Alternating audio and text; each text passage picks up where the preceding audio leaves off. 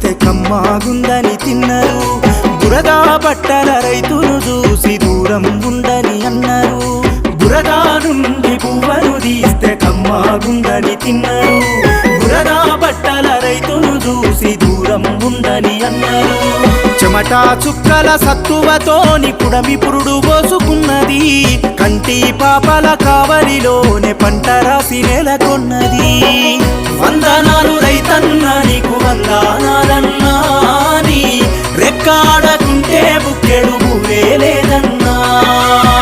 వందనాలు రైతన్న నీకు వందనాలన్నా,